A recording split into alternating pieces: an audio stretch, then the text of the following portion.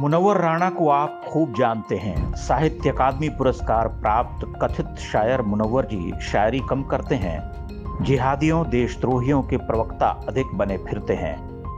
अभी हाल ही में उन्होंने कहा था कि तालिबान से भारत को घबराने की कोई जरूरत नहीं है, क्योंकि भारत में तालिबान से अधिक क्रूरता है।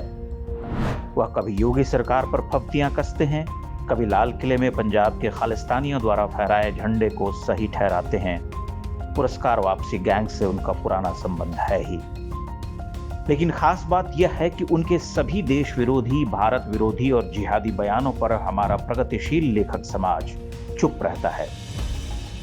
नरेंद्र मोदी को तानाशाह और जेलर कहने वाले ये लेखक कवि मुनव्वर राणा को कुछ नहीं कहते, लेकिन यही प्रगतिशील लेखक किसी बड़े और ज्ञानपीठ पुरस्कार प्राप्त देशभक्त लेखक के अत्यंत विचारणीय बयान पर आग उगलने को तैयार बैठे रहते हैं।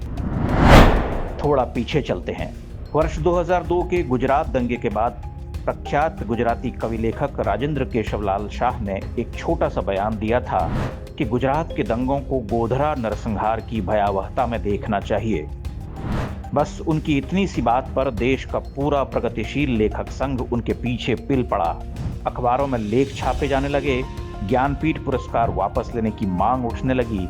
खाल उधेड़ने को तैयार बैठे ये महान कवि लेखक समुदाय भेड़िए बन गए। आप सोचिए कि इस देश में इन कवि लेखकों का कैसा दोहरा मानदंड है, कितनी बेईमानी, कैसी निर्लज्जता है। और हिंदी के पाठकों की आंख का पानी तो सूख ही गया है, जो वह अपने बड़े कवि लेखकों विचारकों को छोड़कर इन मंचीय शायरों तुकबंदों पर अपनी जान लुटाता है, उन्हें सुनने के लिए पैसे खर्चता है। लेकिन किसी बड़े हिंदी लेखक को कठिन कहकर नहीं पड़ता। विश्व की महानतम भाषा संस्कृत उसके लिए क्लिष्ट है। वह उस भाषा की दिव्यता में उतरना ही नहीं चाहता। उथली शायरी और तुकबंद मंचीय कवियों को पढ़ सुनकर खुश होता रहता है।